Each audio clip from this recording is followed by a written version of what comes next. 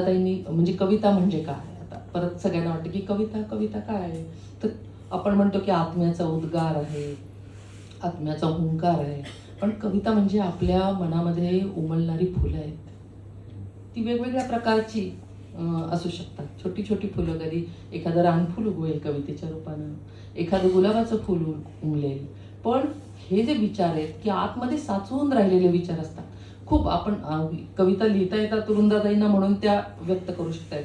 तुम्हा लोकांना कविता लिहिता येत नसतील पण ऐकता येतात, पण त्या मनामध्ये काहीतरी आत राहतं आणि ते आत राहत राहत साचत जातं आणि त्याच्यामुळे आपल्याला त्रास व्हायला लागतो. आपण एकाच गोष्टीवर सारखा विचार करत राहतो. मग ही काय बोलली, ती काय बोलली, ते आयुष्यभर एकच वाक्य लक्षात राहतं आणि त्या वाक्यावरच आपल्याला आपलं मन घडत राहतं. ज्या वेळेला आपण काही लिहितो, व्यक्त होतो, मग ते कवितेतून असे ना, गद्यातून असे ना, कसंही, पण ते जर लिहून काढलं तर आपल्या मनातून तो विचार बाहेर पडून जातो आणि तो विचार बाहेर पडून गेल्यानंतर आपण परत त्यावर विचार करत बसत नाही, कारण तो आतून मनातून आपल्या निसटून गेलेला असतो.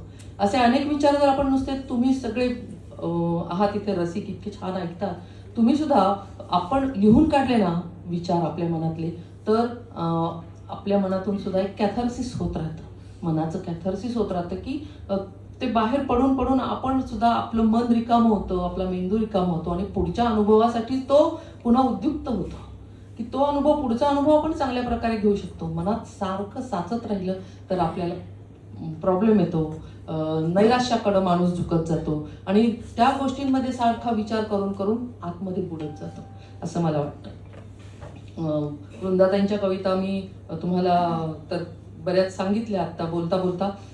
कविता कशी सुचते, अशी एक माझी कविता मला या ठिकाणी आठवते की हे कसं सुचतं. सगळ्यांना प्रश्न पडलेला असतो. तुम्ही याच्यामध्ये सुद्धा लिहिले प्रस्तावनेमध्ये की संजीवनी मराठेंनी लिहिलंय की मी ना कुणाला सांगा याची कविता स्फुरते कशी.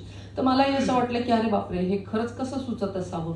तर मी डॉक्टर आहे व्यवसायानं, तर मला असं वाटलं की अरे आपण विज्ञानाचे आहोत, विद्यार्थी आहोत, तर आपल्याला सांगता आलं पाहिजे की कसं सुचते. आणि मग जाता जाता मी विचार करत होते, सारखा मनामध्ये तो विचार करत होते आणि माझ्या हातून असं लिहिलं गेलं की चमकून जाते हृदयामध्ये ओळ अचानक विजेसारखी, चमकून जाते हृदयामध्ये ओळ अचानक विजेसारखी, झिरपत येते रक्तातून मग कविता झुळझुळ झऱ्यासारखी. पुढे काय होतं, कधी थांबते, कधी अडखळते, ही